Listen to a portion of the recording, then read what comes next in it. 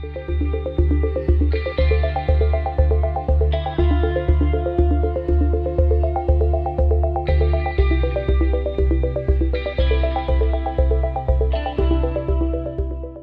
this is Zach with Worn & Wound, and today I'll be taking a look at the Sinn U1 SE.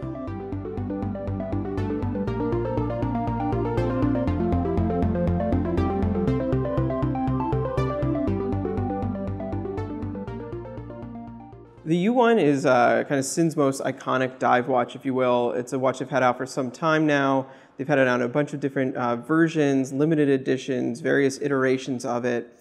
It's a kind of a staple of their dive watch collection, but it's also kind of a funky anomaly in their dive watch collection. Most of their dive watches fall under their EZM line, which is their mission timer line, and have a certain kind of visual language that goes along with that. The U1 is not part of that line and has its own quirky visual language. It's a very distinct looking watch I think it's very cool that it has its kind of this following to it, because it's kind of funky in some ways, but it is also very kind of distinctly Sinn. It's very purpose-driven. It's extremely overbuilt. It has properties like being a 1,000-meter dive watch, as well as using German submarine steel for the metal, which I'll get into a little bit later. So yeah, it has that kind of classic Sinn, techie, overbuilt quality to it, and then just a very kind of instrument aesthetic to it. Just at the end of 2016, they announced a couple new models of the U1 at the Munich Time event. The U1 SE is one of those. So what this watch is here is a fully black, fully tegimented version of the U1 that uses this kind of ochre-colored lume. And the reason that they did this watch is because they previously had made a limited edition called the U212 SE, I believe that is correct, which was a limited edition of 300 pieces and had the same color arrangement. And that watch sold out really quickly, was very high demand. They don't come up for sale even on forums or anything often. They're, it's kind of a coveted version of the Sinn. So they wanted to bring it back, but obviously didn't want to just remake what was a limited edition. So they brought it back with the U1, which is very smart because it's actually a somewhat more approachable model.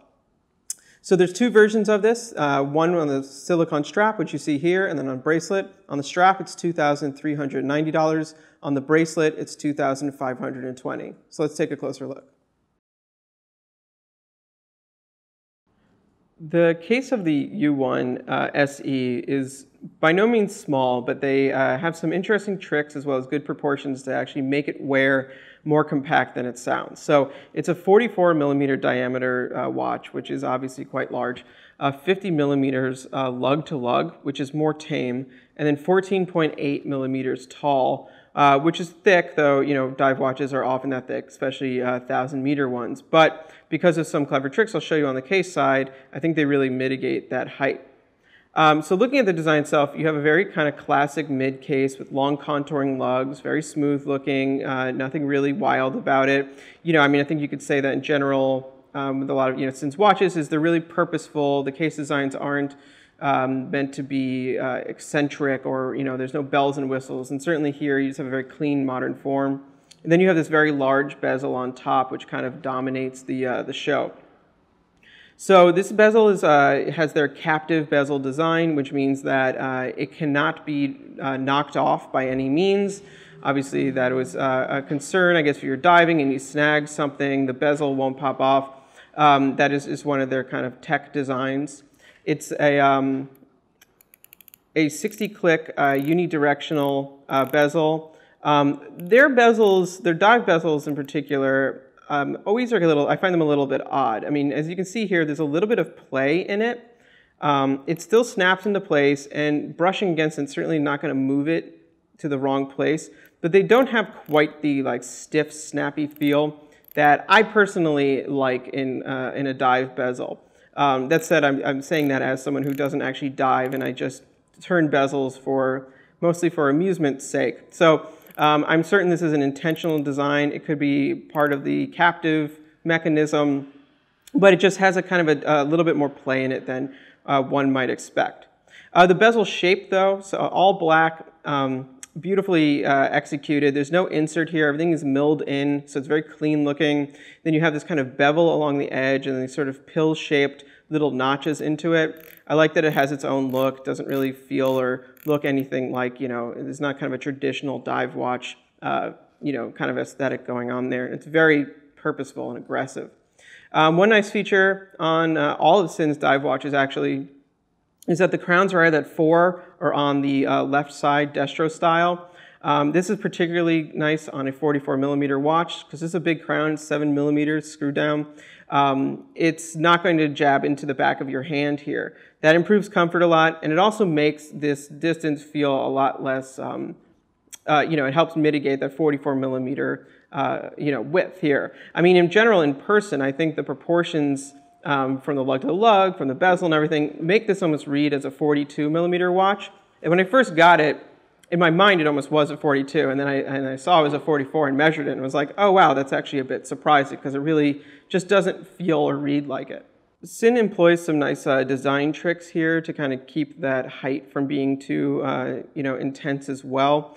So obviously you have a fairly tall bezel here, it's a few millimeters, and then you have this mid case, and as you can see the mid case, if you were to follow this line along, it's actually fairly thin. So the distance from the edge of the mid case here to the top of the crystal is only about 11 millimeters.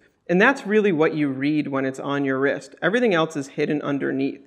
So the mid case itself actually goes down another couple of millimeters, but that's all milled away with a little concave line, which then flows into this case back here. That helps, this part kind of all sits in your wrist. So yeah, like I said, you really read it from like this line up, which really, it goes a long way to making it feel thinner, and it's just a smart visual trick. Also from the side here, you can see that it has drilled through lugs, which always great for aiding in strap swaps. So obviously, since this is Sinn, there's some tech to be discussed. The U1 doesn't have a ton of Sinn's technology, so much as being a very robust watch, but in this model, it is fully tegimented submarine steel. So they only use the submarine steel on some of their dive watches.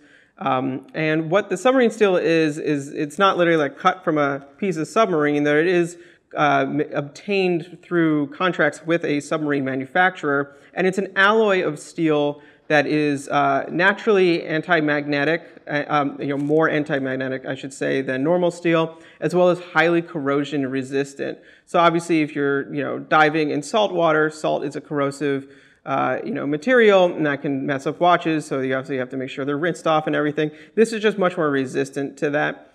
So mixing that plus tegimenting, which increases the hardness of the watch to 1200 Vickers, plus actually putting the black hard coat on it. Sinn only uses their black coating over tegimenting, and that will then increase the hardness even more. You just have a very impervious watch that obviously is just a nice mix of materials for a dive watch. The dial and hands of the U1 are distinct and kind of strange, but I think very appealing, and it's cool to see Sinn do kind of a lot with very little. It speaks to some of their other watches, not aesthetically, but just conceptually, such as the 556i, which really is just some lines and hands, and yet it's this very clean, proper design. This is similarly restrained in some ways, but it's a dive watch that needs to have needs to be bolder and present more information. So you have this basically single index on the dial that consists of these blocky markers that have these funny little flanges coming up, almost these little fingers popping up out of them. And those are all in this ochre lume, which is specific to the SE model. They all glow like an acidic green. In my test, the lume was pretty good. I obviously didn't try it underwater or anything like that, and I didn't get to compare it to the other U1 models. I found, generally speaking, ochre, tan, kind of vintage lumes don't glow as well as their green or white counterparts, but this did seem to glow pretty intensely, so that was good. Those markers then obviously get larger at 3, 6, 9, and 12. At 12, you have the little double marker, which kind of helps you orient the watch up, I suppose. I like that just that little extra bit there. Between each of these markers, then you have gray second or minute marks in between them. Those do not glow. I really like the play of kind of the three colors going on here. Obviously black for the dial, then gray for the minutes, and then the hours or 5 minutes are the bolder color. You have a nice kind of hierarchy here because you really see those larger markers before you see the gray ones, which kind of recede back, and that's obviously the kind of the order of information that they're trying to get across here. So I think that was very well done. And then obviously it's an attractive mix of colors too. One thing I think is interesting with the SE model here is that while it's a dive watch, the colors to me do speak to something more land-based, a little bit more camo, a little bit more military. So that gives it kind of an earthiness to it that, I think kind of helps it, maybe the watch aesthetically be a little bit more versatile in the sense that it's not just an implicit kind of dive aesthetic. Looking now at the bezel, obviously the bezel kind of continues the dial out all the way to the edge of the watch. And, I think particularly on this all black model, you get that nice effect of kind of this never-ending dial, which is really cool. Because there's no numerals on the dial then, the numerals out here on the bezel kind of, take on some additional function. So you have a lume triangle there at 12, and then you have the more ochre-colored markers at intervals of 5 and gray markers in between. In traditional dive style, you have more markers from 0 to 15. One thing I was surprised by, though, is that none of these are lumed. Only the triangle at 060 is lumed. I would think that those numerals would have been lumed to kind of add legibility in the water, in the dark, but they are not. I assume Sinn does things very intentionally, so perhaps those aren't needed, but that was just something I expected. Looking now in at the hands, once again, very distinct hand set. I can't think of another watch with anything quite like this, even though it's a very simple shape, which obviously corresponds to those markers. It's funky looking. So both the hour and minutes are these blocks. They're extended to be longer. The hour is shorter. One thing people refer to these as, and I think it's a nice description, is Lego block style. Obviously, if you put a Lego block in profile and looked down it, you'd have that little bump on top of the block. So that's where you get that from. And it works and it makes sense. Here you have these large square hands. Obviously, they could have left that flange off and you still would have been able to see where they were pointing, but I like that just adds a little bit more of a kind of a pointer feature to them. They're very wide, loomed edge to edge, and extremely flat. And something I really noticed is that they're almost like paper flat going across the dial, which has an interesting look to it.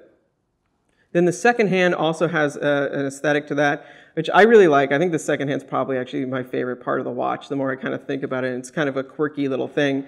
So it's a straight stick, and then it becomes ochre, and then there's this big rectangle at the top that is gray. So what I like about this is that it almost feels like an abstraction of a classic, second hand that has been pixelated, quite literally. So instead of a kind of a circle there with a rim, it's been pixelated to a single pixel and grayed out. And that's just kind of fun looking and funky. And then what they did with the lume was actually lume the two ochre parts, but not the gray part. So at night, you have kind of the inverse of what you'd expect. So rather than a lumed, lume-filled marker there, you have a shadow there and lume on either side. I just think it's cool. I think it's fun, which, I don't know if it's meant to be fun, but I like it. And I just, I think it gives this watch definitely a very distinct aesthetic. On the wrist, the Sinn U1 wears better than I would have expected. As I said, it kind of reads smaller than 44 millimeters described. And that's because of the various tricks I also went over, but also because in this model, the SE is black. So I always find PVD watches wear a little bit visually smaller than all steel watches do.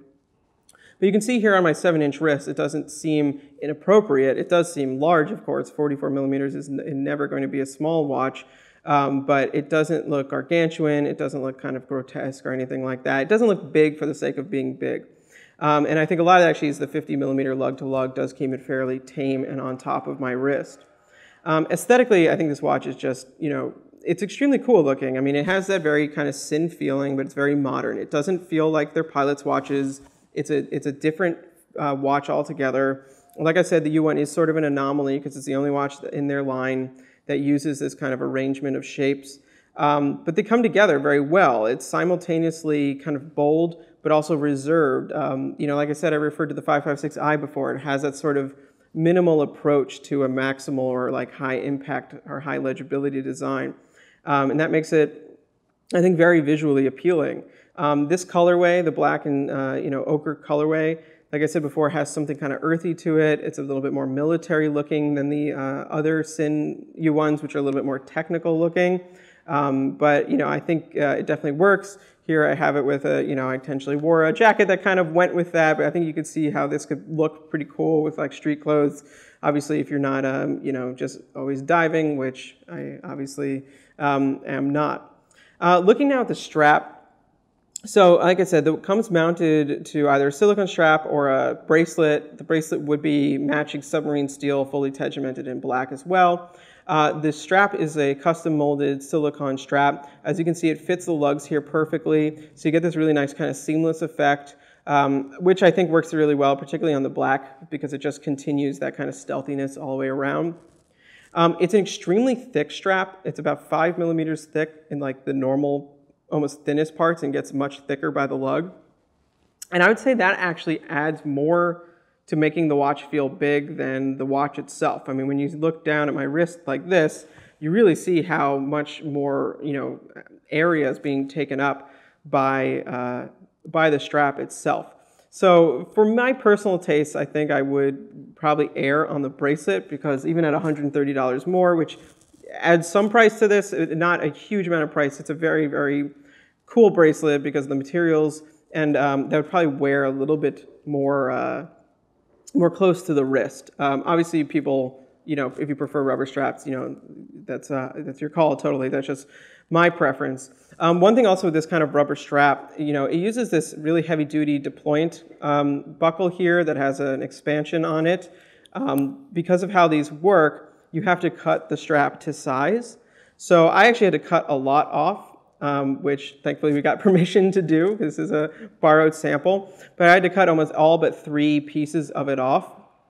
And it's a little bit looser than I would have liked. I mean, I wouldn't want to go but I wouldn't want to cut another one off, because then if it got too tight, you've ruined the strap. And one thing that is unfortunate about this buckle is that it lacks any kind of micro adjustment. So that makes it, you're kind of stuck with a certain sizing. And if you're like me and you're sort of in between, you might not find like a totally perfect fit. Obviously, I think a bracelet would be more adjustable with links. To wrap up, there's really 2 things to discuss here. There's first just the Sinn U1, and then second is this new version, the SE. As this was the first time we've reviewed a U1, this is my first experience with it, and I totally understand why this watch has such a strong following and is actually, I believe, one of Sinn's best-selling watches all around.